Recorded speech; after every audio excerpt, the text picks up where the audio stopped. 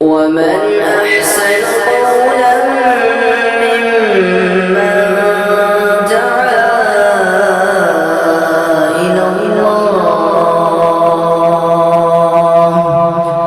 وعمل صالحا وقال إنني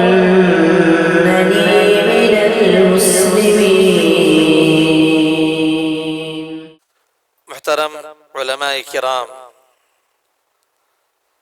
معزز ذمہ داران، بزرگوں، نوجوانوں اور عزیزوں،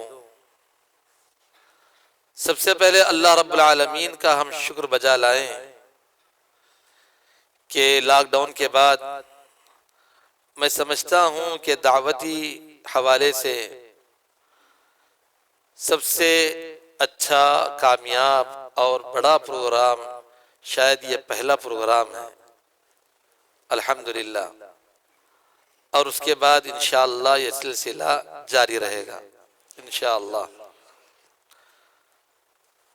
اور قابل مبارکباد ہیں مرکز عباد الرحمن کے ذمہ داران کہ جو ہمیشہ امت کی بلکہ ساری انسانیت کی ہمدردی اور غمخواری لے کر جیتے ہیں. دیکھنے میں تو ایک مسجد ہے، لیکن الحمدللہ یہ وہ مسجد نہیں ہے، تو شاندار اور عالی شان مسجدیں گرد و غبار کی نظر ہو چکی ہیں. مختلف قسم کے ایکٹیویٹیز اور دینی خدمات، رفاہی کام، اور مرد و خواتین ہی نہیں بلکہ ننھے منھے بچوں کے لیے بھی نئے نئے پروگرام، دینی پروگرام جس سے ان کو دین میں جوڑا جائے، یہ سب یہاں چلتے ہیں. اور انہی میں سے ایک حصہ غیر مسلمین میں دعوت و تبلیغ کا بھی ہے، جو آج ہم اس پروگرام کے اختتامی کڑی میں شامل ہیں. اللہ تعالیٰ ان کاموں کو قبول فرمائے اور ذمہ داران کو امت کی جانب سے جزائے خیر عطا فرمائے، آمین. اس موقع پر کچھ اہم نصیحتیں آپ کو کرنا ہے، لیکن آپ سے زیادہ میں سمجھتا ہوں کہ میں ان کا محتاج ہوں اور حقدار ہوں. اسی لیے کتاب اللہ و سنت رسول اللہ کی نصیحتیں سب سے پہلے میرے لیے اور پھر آپ تمام کے لیے رہیں گے. سب سے پہلی بات یہ ہے، جیسا کہ میں نے ابھی آپ کے سامنے ایک آیت پیش کی، الذین یبلغون رسالات اللہ ویخشونہ ولا یخشون احدا الا اللہ. دعوت کا کام کرنے کا جذبہ ماشاءاللہ آپ کے اندر بہت پیدا ہو گیا ہوگا، اور اس جذبے سے سرشار ہو کر آپ نکل رہے ہیں. لیکن ہمارے اندر جتنا دعوت دین کا جذبہ ہے، اس سے زیادہ شیطان بھی ایک جذبہ لے کر جا رہا ہے کہ یہ کام ہونے نہیں دینا ہے. اس کا بھی جذبہ ساتھ میں چلتا ہے. اب یہاں سے ایک نئی جنگ شروع ہونے والی ہے، آپ کی اور آپ کے شیطان کی، کیونکہ یہ اتنا اہم کام ہے، کبھی شیطان یہ ہونے نہیں دیتا.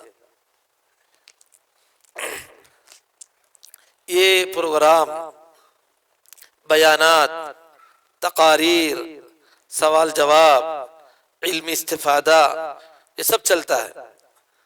لیکن جب عین میدان میں کودنے کی بات آتی ہے، وہاں سے شیطان اپنے گل کھلاتا ہے، اپنے گیم دکھاتا ہے. انبیاء کو وہ نہیں چھوڑا، چونکہ انبیاء تھے، اللہ تعالیٰ ان کو بچا لیا. ہم اور آپ کو کہاں چھوڑے گا؟ اللہ تعالیٰ قرآن مجید میں فرماتے ہیں، وَمَا أَرْسَلْنَا مِن رَّسُولٍ وَلَا نَبِيٍّ إِلَّا إِذَا تَمَنَّى أَلْقَى الشَّيْطَانُ فِي أُمْنِيَّتِهِ. جب بھی کوئی رسول اور نبی دعوت کا کام کرنے کے لیے اٹھتا ہے تو فوراً شیطان ان کے پیچھے پڑ جاتا ہے. اب شیطان آپ کے لیے اور ہمارے لیے میدان دعوت میں کیا کیا رکاوٹیں لا سکتا ہے، ویسی چند باتیں میں آپ کو بتاتا ہوں تاکہ آپ وقت سے پہلے ہوشیار ہو جائیں. کیا رکاوٹیں دعوت کے کام میں شیطان کی جانب سے آ سکتی ہیں؟ پہلی رکاوٹ جو انسان کے دل میں آتی ہے وہ ہے ڈر اور خوف. بہت ہی ہمت سے ماشاءاللہ آپ لوگ بول رہے تھے اب تو پورا ڈر نکل گیا، اب چلے جائیں گے، ملیں گے، بولیں گے، آسان ہے. یقیناً آسان کام ہے، ایسا ہی ہونا چاہیے. لیکن اچانک کوئی ایک بدماش شیطان سامنے آتا ہے اور کسی کو کچھ بول دیا، وہاں سے سارے کے سارے ٹھنڈے ہو جاتے ہیں، ختم. اب ہمیشہ کے لیے کام کا نام بھی نہیں لینا ہے. یا اچانک کوئی شیطان پکڑ کر 1 گھنٹہ 2 گھنٹے کے لیے بٹھایا، بس ختم، ہمیشہ کے لیے دعوت کا کام بھول گئے. اب شیطان کا کام بھی شروع ہوتا ہے. تو شیطان کا سب سے بڑا حربہ یہ ہے کہ داعی کے دل میں ڈر ڈال دیتا ہے. ڈر یہ بہت ہی زیادہ سنجیدگی سے سمجھنے کی بات ہے. خاص طور پر اس کام میں ڈر ڈالتا ہے. دوسرے کام بڑے ہمت سے کر لیتے ہیں، بلکہ جان کی بازی بھی لگا دیتے ہیں. لیکن جب دعوت کا کام آتا ہے پتہ نہیں وہ کہاں سے بزدلی آ جاتی، کہاں سے ڈر آ جاتا، اللہ کو معلوم. وہ شیطان کی طرف سے آتا ہے. جیسا کہ اللہ رب العالمین نے کہا انما ذالکم الشیطان یخوف اولیاءہ فلا تخافوہم وخافون ان کنتم مؤمنین.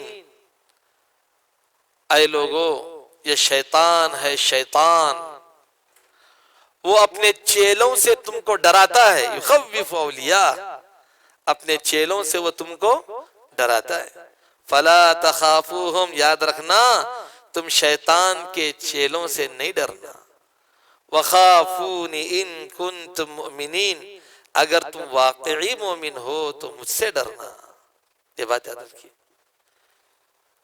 اسی لیے اللہ رب العالمین فرماتے ہیں الذین یبلغون رسالات اللہ، وہ لوگ جو اللہ کے پیغامات کو پہنچاتے ہیں، ان کی شان کیا ہے؟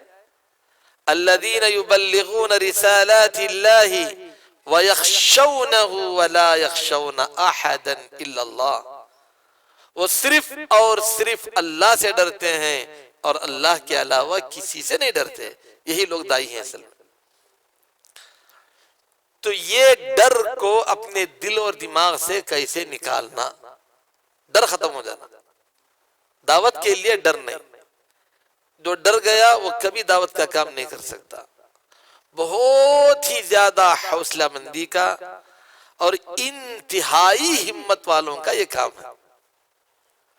اسی لیے اللہ تعالیٰ فرماتے ہیں یا بنی اقم الصلاۃ وأمر بالمعروف وانہى عن المنکر واصبر على ما اصابك ان ذلك لمن عزم الامور. اے میرے بیٹے، نماز پڑھنا، بھلائی کا حکم دینا، برائی سے روکنا اور اس راہ میں جمے رہنا، یہ کوئی معمولی بات نہیں ہے. یہ بہت بڑے اولو العزمی کا کام ہے، بہت بڑی حوصلہ مندی کا کام ہے. تو یہ معمولی کام نہیں ہے، بہت ہمت کی بات ہے، بہت ہمت کی ضرورت ہے. اب یہ ہمت اور حوصلہ کیسے اپنا لائیں؟ ہمارے دلوں میں ہمت کیسے آئے؟ اس کے لیے ہم کیا کریں؟ ہمت کیسے آئے؟ اس کے لیے کیا کرنا ہے؟ اس کے لیے کچھ کام بتائے گئے ہیں، وہ کام کرنا ہے. پہلا کام انشاءاللہ اگر آپ کریں گے تو بتائیں گے، کریں گے آپ لوگ؟ اپنے دلوں سے ڈر اور خوف نکالنا اور اس دل کو ہمت اور حوصلے میں بھر دینا. اس کے لیے پہلا کام کرنا ہے نماز تہجد کی پابندی. تو ہمت آتی نہیں تو نہیں آتی. دعوت دین کی بات جب اللہ کے نبی صلی اللہ علیہ وسلم کے سامنے پیش ہوئی، آپ صلی اللہ علیہ وسلم تو گھبرا گئے، آپ بھی گھبرا گئے. اور آپ صلی اللہ علیہ وسلم حضرت خطیۃ الکبریٰ کے پاس اپنا معاملہ اور جو کچھ ہوا اس کا ذکر کیے، تو وہ لے کر حضرت خدیجہ اپنے چچازاد بھائی کے پاس گئے. وہاں جانے کے بعد اپنے چچا کے پاس گئے. وہاں جانے کے بعد انہوں نے پیارے نبی صلی اللہ علیہ وسلم کے بارے میں کیا کہا؟ یہ جو کام تم کر رہے ہو، آپ سے پہلے جتنے انبیاء گزرے سب کو ان کی بستیوں سے نکالا گیا، بھگا دیا گھروں سے۔ او مخرجیہم، کیا یہ مکہ والے مجھے ہٹائیں گے؟ کہا کہ یہ تو ہر ایک کے ساتھ ہوا ہے، آپ کہاں بچیں گے اس سے؟ اللہ، آپ کو بھی ہٹائیں گے، اس کا مقابلہ کرنا ہے۔ تو یہ جو بات چلی ہے آپس میں، اس بات سے ہر انسان گھبرا کے خاموش رہ جاتا اور اس کی فکر ہی نہیں کرتا، لیکن وہ محمد الرسول اللہ صلی اللہ علیہ وسلم تھے کہ جب حق پیش کرنا ہے تو چاہے گھر سے نکالیں، بستی سے نکالیں، مجھے تو یہ کام کرنا ہی ہے، طے کر لیا۔ تو اس ہمت کے لیے اللہ رب العالمین نے پیارے نبی صلی اللہ علیہ وسلم کو شروع ہی میں ایک ٹریننگ دی ہے۔ وہ کیا ٹریننگ ہے؟ یا ایہا المزمل قم اللیل الا قلیلا نصفہ او انقص منہ قلیلا او زد علیہ ورتل القرآن ترتیلا۔ یہ ورقہ بن نوفل کی باتیں سن کر محمد الرسول اللہ صلی اللہ علیہ وسلم گھبرائے نہیں، نیت نہیں بدلے، ڈر کے خاموش نہیں بیٹھ گئے۔ آپ صلی اللہ علیہ وسلم سچی نیت کیے تھے، لیکن ڈر تو تھا، ڈر تو تھا، دور کیسے کرے ڈر؟ تو اللہ تعالیٰ نے کہا کہ اے چادر لپیٹنے والے اٹھو، کبھی آدھی رات، کبھی پو رات، کبھی ایک حصہ رات کا، تیسرا حصہ اللہ کے سامنے عبادت کرتے ہوئے ٹہر جاؤ۔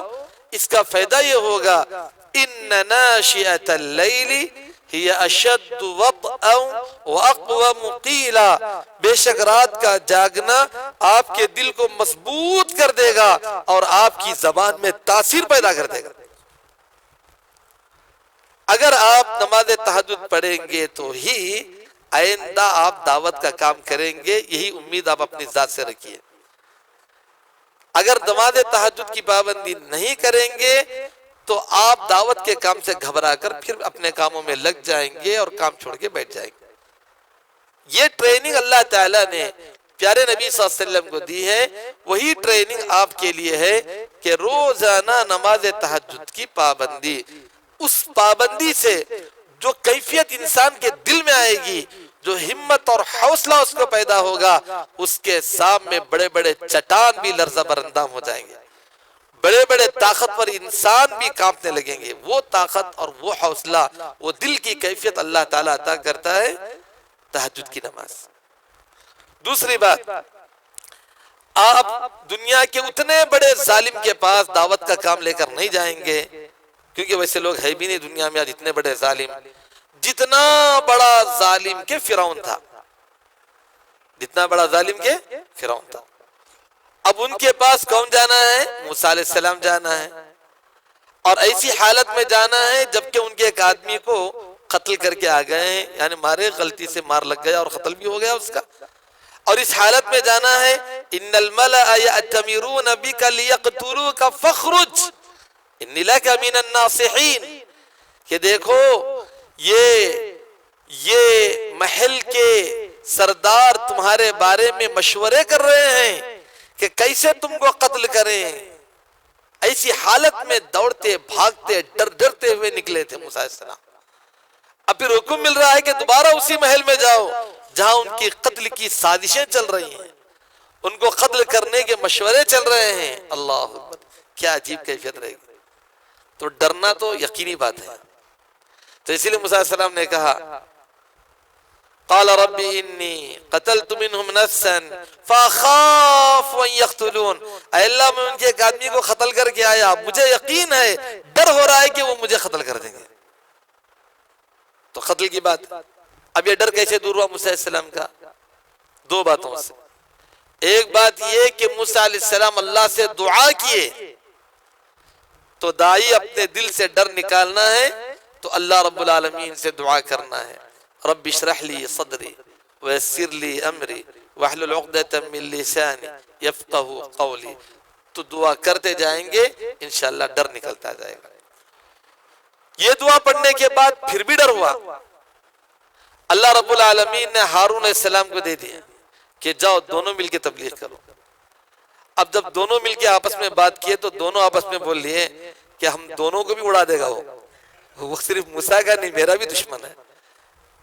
قالا، دونوں مل کر کہے اللہ سے، اننا نخاف، اب صرف موسیٰ کو نہیں ہارون کو بھی ڈر ہو رہا ہے، ان یفرط علینا او ان یطغی، کہ ہم جا کے آخر کیا بات کریں، آگے بڑھ کر وہ ہم پر حملہ کرے گا، ہم دونوں کو بھی قتل کر دے گا۔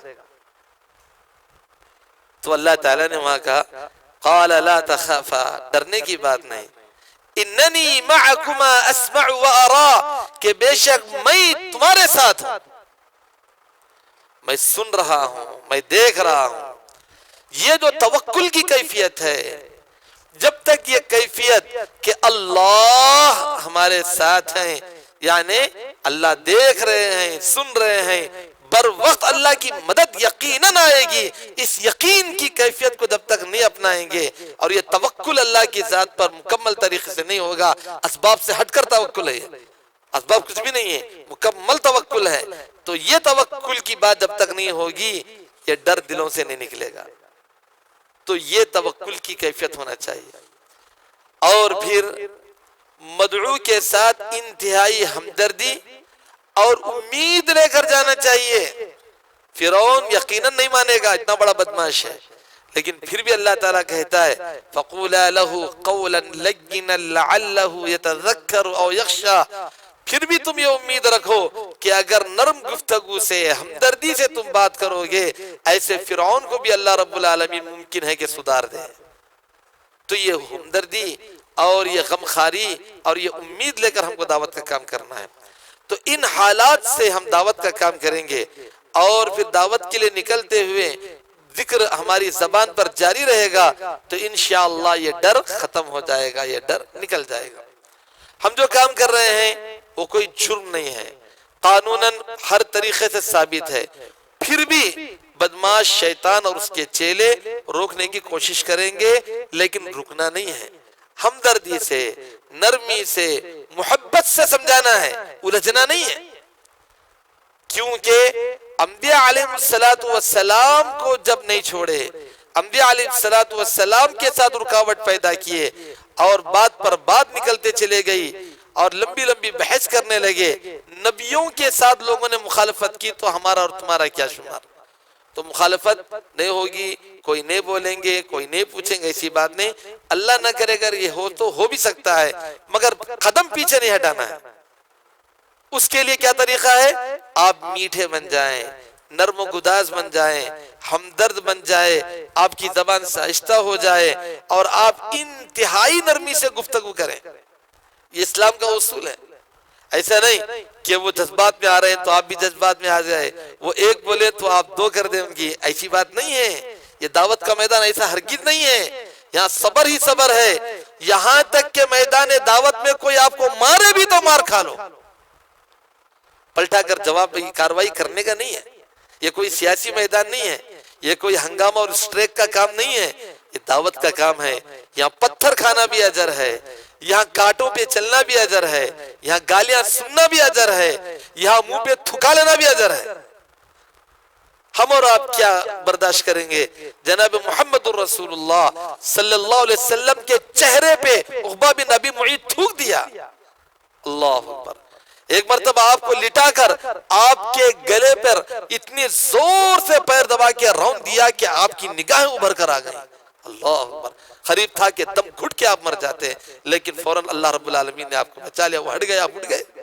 آپ کے کپڑے ایک دن پھاڑ دیا، آپ صلی اللہ علیہ وسلم تبلیغ کرتے جا رہے تھے تو ابو لہب کبھی تو کبھی ابو جہل، ترمذی کی روایت ہے، پتھروں سے اتنا مارتے کہ دونوں ایڑیاں زخمی ہو جاتی اور نیچے سے خون جاتا، اور آگے آپ چلتے ہوئے نکل جاتے۔ الرحیق المختوم میں یہ بات صحیح احادیث کی روشنی میں کبھی آپ پلٹ کر ان کو جواب نہیں دیتے، بس آپ آگے چلتے اور تبلیغ کا کام جاری رکھتے۔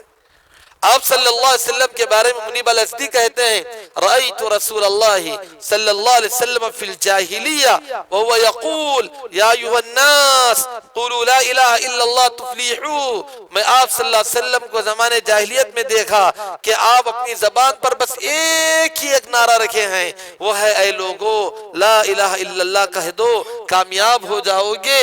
فمنہم من تفل فی وجہہ ومنہم من سبہ ومنہم من حث علیہ التراب حتی انتصف النہار، کوئی آپ کے منہ پہ تھوک دیتا، کوئی آپ کے چہرے پہ مٹی ڈال دیتا، کوئی آپ کے سامنے ٹہر کر گندی گندی گالیاں دیتا، مگر کسی کو محمد رسول اللہ صلی اللہ علیہ وسلم جواب نہیں دیتے۔ بس آپ مثبت طریقے سے دعوت کا کام کرتے رہتے۔ مجھے ہے حکم ازاں لا الہ الا اللہ، صنم کدا ہے جہاں لا الہ الا اللہ۔ اسی لیے تو لوگ کہتے تھے پاگل ہے، مجنون ہے، دیوانہ ہے، جادو چڑھا ہوا ہے، عقل سے ہٹا ہوا ہے۔ کیوں بولتے ہیں یہ باتیں؟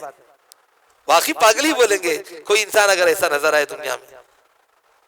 تو یہ کیفیت دعوت کی کیفیت ہے۔ آپ صلی اللہ علیہ وسلم کو اللہ رب العالمین کچھ موقع بھی دیا بدلہ لینے کا، تب بھی آپ نے یہ کہا کہ اے محمد صلی اللہ علیہ وسلم، یہ اگر آپ کو پتھروں سے مارے تو طائف والوں کو ہم پہاڑوں سے مارنے کی طاقت رکھتے ہیں۔ یہ دیکھو ملک الجبال ہے، دونوں پہاڑوں میں ان کو پس کر چٹنی کر دے گا، لیکن آپ صلی اللہ علیہ وسلم فرماتے ہیں اللہم اغفر لی قومی، اللہم اہدی قومی فإنہم لا يعلمون، اے اللہ یہ میری قوم ہے ان کی مغفرت کر دے، اے اللہ یہ میری قوم ہے ان کو ہدایت دے دے، وہ مجھے نہیں جانتے۔ یہ ہمدردانہ کیفیت جس انسان کے اندر پیدا ہوں گی اسی سے دعوت کا کام ہوگا۔ فَلَعَلَّكَ بَاقِعُ نَفْسَكَ عَلَىٰ آثَارِهِمْ إِن لَّمْ يُؤْمِنُوا بِهَذَا الْحَدِيثِ أَسَفًا۔ آپ صلی اللہ علیہ وسلم اس قدر گھٹتے تھے دعوت کے لیے، دین کی بات پیش کرنے کے لیے، بندوں کی ہدایت کے لیے۔ یہ گھٹن اتنی تھی کہ قریب تھا کہ آپ کی جان چلی جائے اس گھٹن میں، اس حد تک دکھ محسوس کرتے تھے۔ اللہ اکبر۔ لیکن آپ صلی اللہ علیہ وسلم جمے ہوئے تھے دعوت کے میدان میں۔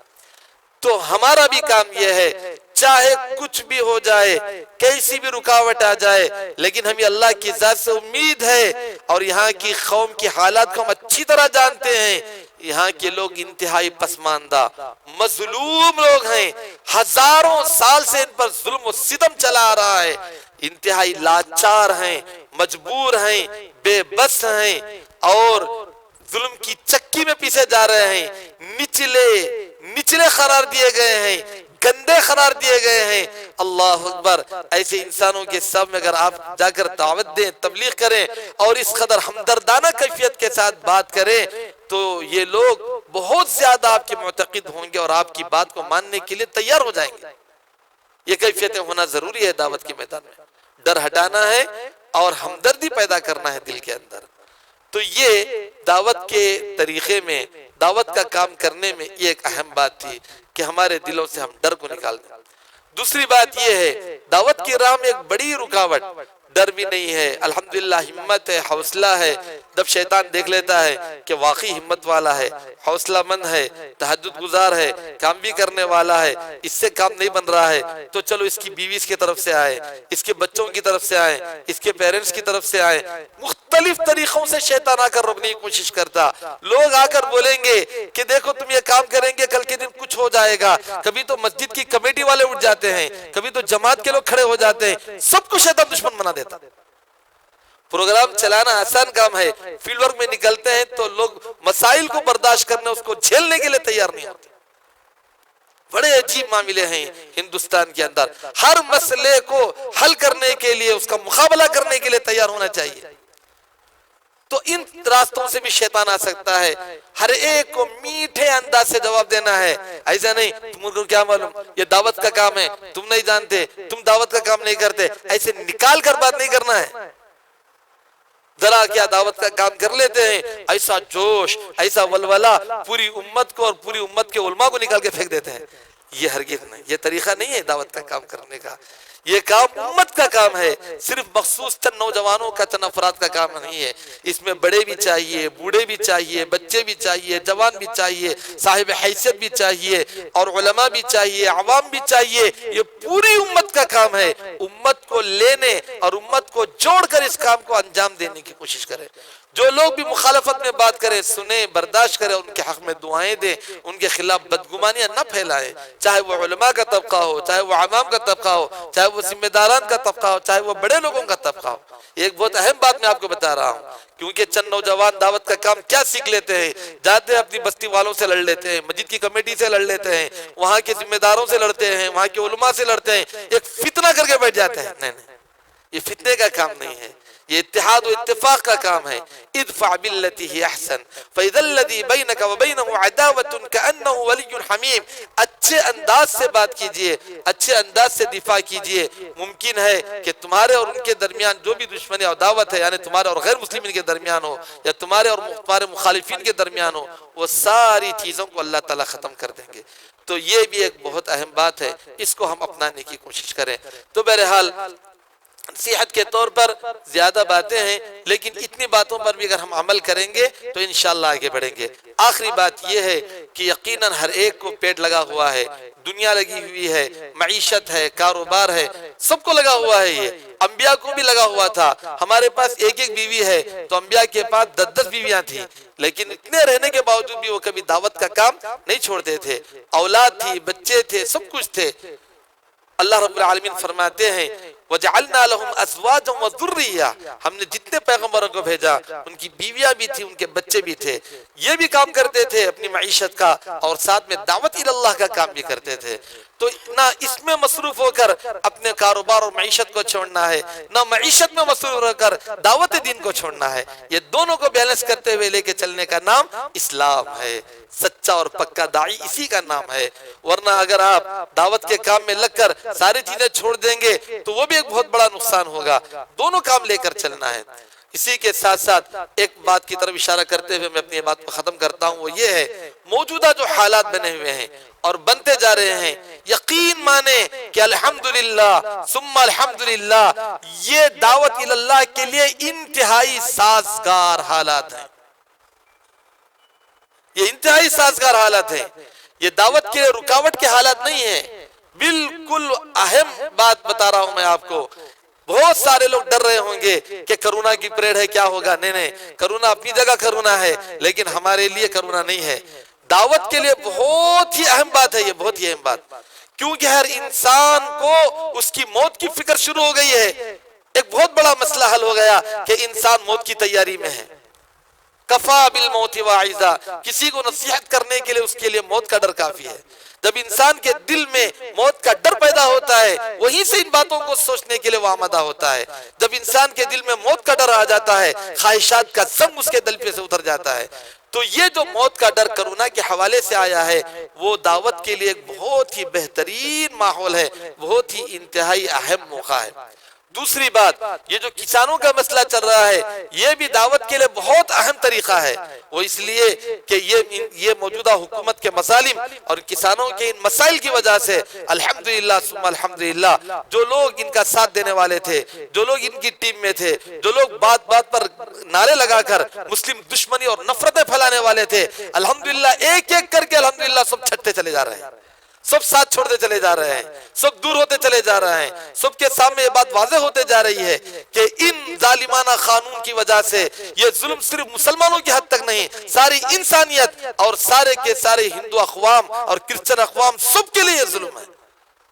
تو یہ خود بہت بڑے اچھے حالات ہیں جس کی وجہ سے ہم دعوت کا کام آسانی سے کر سکتے ہیں۔ چنانچہ انسانیت کی ہمدردی کے ساتھ ساتھ اگر ہم دعوت اللہ کی بات لوگوں کے سامنے رکھیں تو انشاءاللہ اس موقع سے لوگ ضرور ہدایت پر آئیں گے۔ اور ہم یہ امید ہے کہ جب ایسے حالات پیدا ہوئے دنیا میں، اسلامی تاریخ ہے، جب بھی ایسے حالات پیدا ہوئے، ایسے ہی حالات میں چوک در جوک لوگ اسلام میں داخل ہوئے۔ تو ایسے ہی حالات ہندوستان بلکہ ساری دنیا میں پیدا ہوتے جا رہے ہیں کہ انہی حالات میں انشاءاللہ وہ حدیث سچ ہوگی جس میں آپ صلی اللہ علیہ وسلم فرماتے ہیں لا يبقى بيت وبر ولا مدر الا ادخله الله كلمة الاسلام بعز عزيز وبذل ذليل. دنیا میں کوئی کچا مکان یا کوئی پکا مکان باقی نہیں رہے گا مگر اللہ تعالیٰ اس مکان میں اسلام کا کلمہ ضرور داخل کر کے رہیں گے. تو انشاءاللہ یہ بشارتیں آخری زمانے کی ہیں. آخری زمانے میں دین پھیلے گا لیظہرہ علی الدین کلہ، اسلام سارے ادیان پر غالب آئے گا. وہ اسی دور کی بات ہے. وَإِن تَتَوَلَّوْا يَسْتَبْدِلْ قَوْمًا غَيْرَكُمْ ثُمَّ لَا يَكُونُ أَمْثَالَكُمْ. اے مسلمانوں اگر تم نہیں سدھرو گے تم کو اللہ تعالیٰ ختم کر کے ان کافروں کو مسلمان بنائے گا، ان کو داعی بنا کر اللہ تعالیٰ ان سے کام لے گا. اسی دور کی بات ہے. اس لیے ہم اس سفینہ نجات میں، سفینہ دعوت میں داخل ہو جائیں، شامل ہو جائیں. اگر یہ کام نہ کریں تو پھر مسلمانوں کے اوپر ظلم کے بادل منڈلا رہے ہیں. یقیناً مسلمان تباہ ہو جائیں گے، برباد ہو جائیں گے، نیست و نابود ہو جائیں گے. پھر اللہ تعالیٰ انہی کے ذریعے کام لے گا. ایسا تاریخ اسلام میں ہلاکو اور چنگیز خان کے حکومت کے دور میں ایسا ہوا ہے. تاتار قوم ایسا ہی ہوئی کہ وہ لوگ مسلمانوں کو ختم کیے، بعد میں خود مسلمان ہوئے. ہائے آیا فتنہ تاتار کے افسانے سے، پاس با مل گئے کعبے کو صنم خانے سے. تو یہ ایسے ہی حالات ہوتے ہیں تبھی جا کر بڑی تعداد میں لوگ مسلمان ہوئے. تاتار کی اتنی بڑی تعداد اچانک سب کے سب مسلمان ہو گئے. پہلے وہ ظلم کیے بعد میں مسلمان ہو گئے. تو یہی تاریخ ہے مسلمانوں کی. تو ایسے ہی کچھ حالات بنتے جا رہے ہیں. ان حالات میں جب ظلم سر چڑھ کر بولتا ہے تب اسلام کی دعوت تیزی سے پھیلتی ہے. ایسا ہی ہوا دنیا میں. تو یہ وہ دور آ رہا ہے. تو اب ہماری ذمہ داری ہے کہ ہم دعوت کے ان مواقع کو صحیح طور پر استعمال کرتے ہوئے زیادہ سے زیادہ دعوت کی بات کو عام کریں، سوشل میڈیا میں عام کریں، جو بھی طریقے جائز اپنا سکتے ہیں اپنا کر عام کریں، انفرادی ملاقات کریں، متعلقین سے اچھے تعلقات رکھیں، لوگوں سے معاملات اچھے رکھیں اور تصور پیش کریں کہ اسلام ہی ساری کی ساری انسانیت کا ہمدرد ہے. اسلام ہی کے اندر مساوات کی تعلیم ہے اور اسلام ہی سارے مسائل کا حل ہے. یہ بات لوگوں کے سامنے واضح ہونا چاہیے. اللہ تعالیٰ آپ تمام کو جزائے خیر عطا فرمائے اور ہم تمام کو دعوت اللہ کے کام میں استقامت عطا فرمائے اور اس میں جوڑے رکھے اور ہماری چھوٹی موٹی محنتوں کو شرف قبولیت سے نوازے. آمین. وصلی اللہ علی رسول الکریم وآخر دعوانا الحمدللہ رب العالمین.